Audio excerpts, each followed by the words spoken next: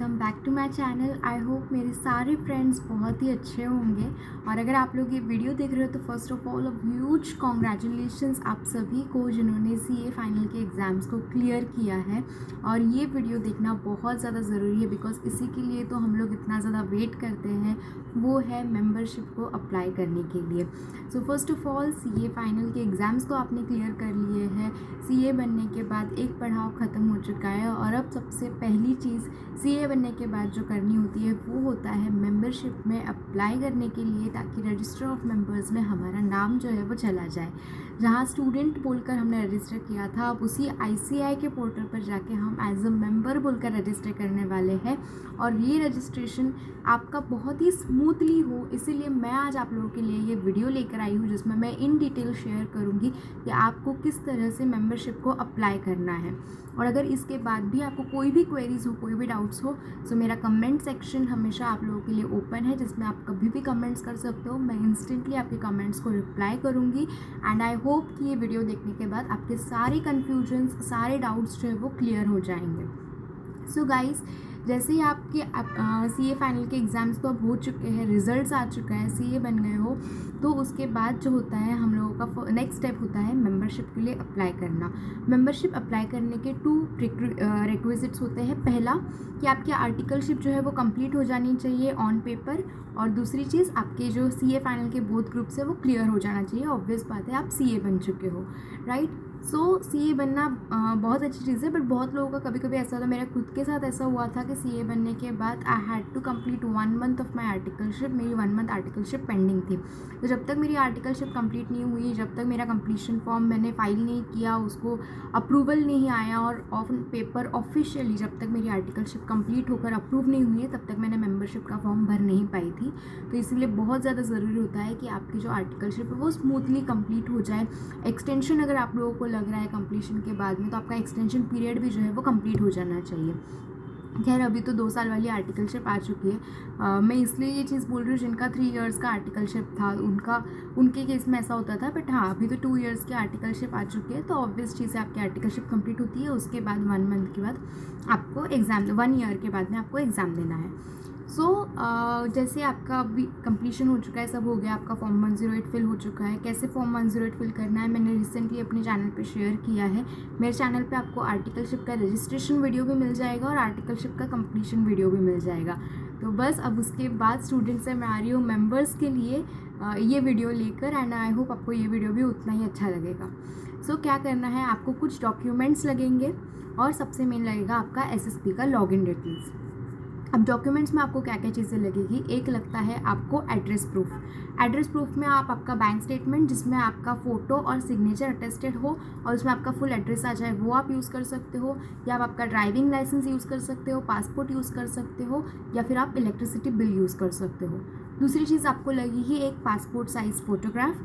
जो passport size photograph होगा वो वाइट बैकग्राउंड पे होना चाहिए, और सिग्नेचर जो वाइट पेपर पे ब्लैक इंक से किया होना चाहिए। और आपका यही सिग्नेचर और फोटोग्राफ जो है वो बहुत ध्यान से रखना, क्योंकि यही फ़ोटो आपके सर्टिफिकेट ऑफ प्रैक्टिस या सर्टिफिकेट ऑफ मेंबरशिप जो आएगा उसमें यही फ़ोटो आएगा।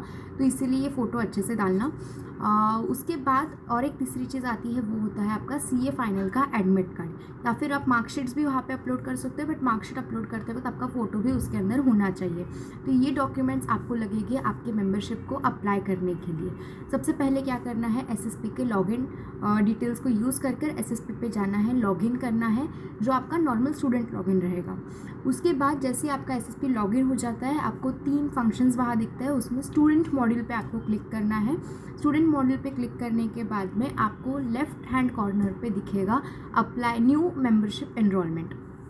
तो वहाँ पर आप जो है अप्लाई फॉर मेंबरशिप के लिए जा सकते हो। जैसे ही आप उस पर क्लिक करते हो, फॉर्म 2 जो है वो ओपन हो जाएगा। फॉर्म 2 ओपन करने के बाद आपको वहाँ पे कुछ बेसिक डिटेल्स आपके ऐड करने होते हैं। बहुत सारी चीज़ें ऑटो पॉपुलेटेड भी आ जाती है, बट क्योंकि ये मेंबरशिप का फॉर्म है, आपका नाम, मिडिल नेम, सरनेम, आपका address, residential address, business address, professional address, ये डिटेल्स आपको वहाँ पे डालनी पड़ती है। जनरली आपका प्रोफेशनल एड्रेस और रेसिडेंट एड्रेस सेम रह सकता है, रहेगा। उसके बाद आपको जो है एड्रेस जैसे ही आप डालोगे उसी के साथ आपको एड्रेस प्रूफ अटैच करना है, जो मैंने ऑलरेडी आप लोगों को स्टार्टिंग में बता दिया है कि आपको क्या अटैच करना है। फिर आपको एक मोबाइल नंबर और मेल आईडी आपकी जो है वो शेयर करनी है।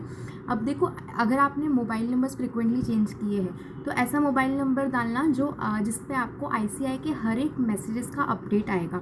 और ईमेल आईडी भी आपकी ऐसी ईमेल आईडी डालना जो ऑफिशियल हो। बहुत लोग हैं हमारी ईमेल आईडीज़ आजकल जो है, हम लोग इंस्टाग्राम पे, लिंक्डइन पे, व्हाट्सएप, फेसबुक पे, हर जगह पे, सोशल मीडिया पे एक ही ईमेल आईडी डाल देते हैं। तो क्योंकि अब आप प्रोफेशनल हो चुके हो, आई वुड रिकमेंड कि आप एक जो है प्रोफेशनल मेल आईडी ओपन करना, न्यू मेल आईडी ओपन करना और उसी को डालना, क्योंकि बहुत सारे आईसीआई के मैसेजेस, मेल्स आते हैं, हर दिन मेल आते रहता है। उसमें आपके एम्पैनलमेंट्स के मेल आते हैं, वेबिनार्स, सेमिनार्स और सर्टिफिकेट कोर्सेज, और आईसीआई अब रेगुलर अपडेट्स देते रहता है मेंबर्स को। बहुत यूज़फुल भी होते हैं मेल्स। तो अगर आप आपके रेगुलर मेल में ही उसको मर्ज कर दोगे तो हो सकता है आप उसको कभी देखना हो ना हो। तो रिकमेंडेड रहेगा कि आप एक new mail ID, professional mail ID open कीजिए, आपके नाम के आगे सीए लगाकर मेल आईडी ओपन कीजिए और वही मेल आईडी वहाँ पे डालिए। तो उसके बाद से जो भी कम्युनिकेशंस होंगे आपके उसी मेल आईडी पे होंगे। फिर जैसे आपका ये फर्स्ट पेज आपके डिटेल्स फिल होते हैं, उसको सेव करना है, नेक्स्ट क्लिक करना है। जैसे आप नेक्स्ट क्लिक करते हो वहाँ पे आते हैं आपके एजुकेशनल डिटेल्स, जिसमें आपके 10th स्टैंडर्ड, 12th स्टैंडर्ड की रिजल्ट्स, फाउंडेशन, इंटर, ये सब जो डॉक्यूमेंट्स होते हैं ये ऑलरेडी हम स्टूडेंट का जब रजिस्ट्रेशन करते हैं आईसीआई के इसमें फाउंडेशन के लिए जब रजिस्ट्रेशन करते हैं तब हम 10th के 12th की डिटेल्स डालते हैं। और फिर फाउंडेशन, इंटर के रिजल्ट्स जो है, फाइनल के रिजल्ट्स, वो ऑटो पॉपुलेटेड उसमें आते जाते हैं। तो ये सारे रिजल्ट्स और मार्क्स और जो भी आपके डिटेल्स रहेंगे वो ऑटो पॉपुलेटेड रहेंगे। आपको बस उसको एक बार चेक कर लेना है, गो थ्रू करना है। अगर आपको लग रहा है कि कुछ अपडेट करना है, एडिट करना है, तो आप उसको एडिट कर सकते हो। आपको उसके लिए अलग से एडिट फॉर्म में जाके आपकी डिटेल्स अपडेट करनी पड़ेगी। अदरवाइज जो एसएसपी पे आपके डिटेल्स होंगे उसी से ये फॉर्म में वो ऑटो पॉपुलेटेड होके आ जाएंगे। सिंपली आपने उसको चेक करना है, सेव करना है और नेक्स्ट पे क्लिक करना है। उसके बाद में आते हैं आपके आर्टिकलशिप की डिटेल्स। उसके अंदर आपके आर्टिकलशिप का फर्म नेम, पीरियड आपने कितना सर्व किया है, प्रिंसिपल का नाम, ये डिटेल्स भी उसके अंदर आ जाते हैं। उसको भी आपने सेव करना है, आगे बढ़ना है। उसके बाद आता है कि क्या आपको बेनेवोलेंट फंड पे, आपकी बेनेवोलेंट फंड एक्चुअली 2 फंड्स होते हैं जिसमें आप वॉलेंटरली आपको अगर कंट्रीब्यूट करना है तो आप उसको येस या नो कर सकते हो। मेजॉरिटीली लोग उसको नो करते हैं। अगर आप करना चाहते हो तो येस करो। किस तरह से आपको वॉलेंट्री पेमेंट करना है, मंथली, एनुअली, वो आप वहाँ पे फिल कर सकते हो। फिर उसके बाद आपके पास एक और ऑप्शन आता है कि आपको जर्नल जो है वो कैसा चाहिए, ई जर्नल और फिजिकल जर्नल। अगर आप फिजिकल जर्नल पे क्लिक करते हो तो आपको उसके लिए थोड़ा सा एडिशनल पेमेंट करना पड़ता है। अगर आप ई जर्नल करते हो तो आपका पेमेंट जो है वो डिस्काउंट में आ जाता है। और जो आईसीआई के मंथली जर्नल्स होते हैं वो आपको आपके ऑफिशियल मेल आईडी पे हर मंथ आते जाएंगे। फिर उसके बाद आता है very very important, that is COP details. आप क्योंकि मेंबरशिप के लिए अप्लाई कर रहे हो तो यहीं पर आपको डिसाइड करना है और सिलेक्ट करना है कि क्या आपको मेंबरशिप के साथ साथ प्रैक्टिस भी करना है और नहीं करना है। अगर आपको प्रैक्टिस करना है तो आपका जो मेंबरशिप रहेगा वो विद सीओपी रहेगा। आपको सीओपी को येस करना है, और अगर नहीं है तो आपको सीओपी को नो करना है। अगर आप सीओपी येस कर रहे हो उसके साथ साथ आपको, क्या आप कोई बिज़नेस में एसोसिएटेड हो, आप कोई बिज़नेस में इन्वॉल्व हो, वो डिटेल्स भी आपको उसके अंदर देनी पड़ती है। तो ये डिटेल्स भरने के बाद में जो है आपके सारे डिटेल्स एक बार के भर चुके हो आप। उसके बाद आपको लास्ट में सेव करना है, सारे डिटेल्स फाइल हो जाएंगे। आपको एक ओटीपी आएगा, वो ओटीपी आपको वहाँ पे डालना है एंड लास्ट में आपको पेमेंट गेटवे पे ऑटोमेटिकली वो लेके जाएगा पोर्टल, जहाँ पे आपको पेमेंट करना है। अगेन जो पेमेंट का स्ट्रक्चर रहेगा, अगर आप सिर्फ विदाउट सीओपी मेंबरशिप के लिए अप्लाई कर रहे हो तो पेमेंट अलग रहेगा। अगर आप विद सीओपी ले रहे हो तो पेमेंट जो है वो ज़्यादा रहेगा। थोड़ा सा सीओपी का जो पेमेंट है वो भी उसमें इंक्लूड हो जाएगा। और इस तरह से आपका जो है पेमेंट होने के बाद फॉर्म सबमिट हो जाएगा, आपको एक मेल भी आ जाएगा। और उसके बाद आपके फॉर्म्स जो है, हाँ लास्ट में मैं भूल गई, जब आप लास्ट में पेमेंट करने से पहले, ओटीपी डालने से पहले आपको लास्ट में 3 डॉक्यूमेंट्स अपलोड करने पड़ेंगे। पहला रहेगा आपका फ़ोटोग्राफ जो आपके वाइट बैकग्राउंड पे पासपोर्ट साइज़ का होना चाहिए। दूसरा होगा आपका सिग्नेचर जो ब्लैक कलर की इंक से वाइट पेपर पे होना चाहिए। और थर्ड रहेगा आपका फाइनल का एडमिट कार्ड या फिर मार्कशीट। बट मार्कशीट अगर आप अपलोड करें तो फ़ोटो के साथ करना पड़ेगा, तो इसीलिए बेटर रहेगा कि आपका जो CA फाइनल का एडमिट कार्ड है वही आप उस पर लेटेस्ट वाला अपलोड कर देना। तो इस तरह से सारे डॉक्यूमेंट्स अपलोड होने के बाद में आपको OTP आएगा, फिर पेमेंट करना है और आपका फॉर्म जो है वो सबमिट हो जाता है। जैसे ही आपका फॉर्म सबमिट हो गया आपको मेल आ जाता है, और विदिन अगर आपको कुछ क्वेरीज आती है तो आपको मेल पे वो क्वेरी आ जाएगी। अगर आपको कुछ क्वेरीज रेज होती है तो मेरे खुद के केस में एक बार क्वेरी आई थी, मैंने इलेक्ट्रिसिटी बिल एड्रेस प्रूफ में अपलोड किया था और मेरे इलेक्ट्रिसिटी बिल पे ना पिन कोड ही नहीं था, तो मैंने वो देखा नहीं था, तो मुझे उसके लिए क्वेरी आई थी। फिर बाद में मैंने उसको चेंज करके जो है दूसरे डॉक्यूमेंट अपलोड किया था, बैंक स्टेटमेंट अपलोड किया था शायद।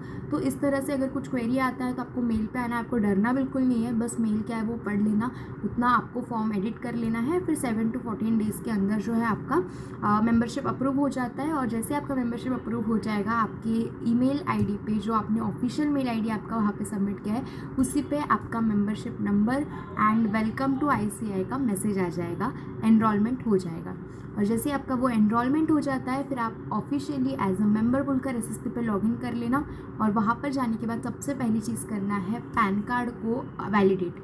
अब उसके बाद में आगे अगर आप COP ले रहे हो तो और कौन से लॉगिन्स आपको क्रिएट करने पड़ेंगे मेंबरशिप के बाद, वो मैं आप लोगों के लिए नेक्स्ट वीडियो में शेयर करूँगी। अगर आप लोगों को वो वीडियो देखना है तो कमेंट में ज़रूर बताना, तो मैं आप लोगों के लिए वो वीडियो भी लेकर आऊँगी। और इस तरह से ऐसे ही इंटरेस्टिंग से वीडियोज़ देखने के लिए सबसे पहले आपको इस वीडियो को ढेर सारे लाइक करना पड़ेंगे, क्योंकि आप लाइक करोगे तभी मुझे मोटिवेशन आएगा इस तरह के वीडियोज़ लेके आने के लिए।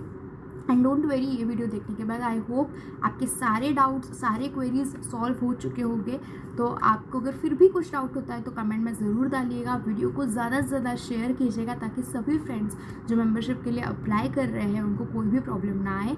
और मेरे चैनल पर जल्दी से सब्सक्राइब कर लेना, वो मेरे लिए आप लोगों की तरफ से बहुत बड़ा गिफ्ट रहेगा। जल्दी से चैनल को सब्सक्राइब करो और ऐसे ही इंटरेस्टिंग वीडियोज़ के लिए मेरे चैनल पर वेट करो मेरे न्यू वीडियोज़ का, एंड बेल बटन को ज़रूर दबाना ताकि आने वाले वीडियोस को आप मिस ना करो, सारे वीडियोस आप तक टाइम पे पहुंच जाए।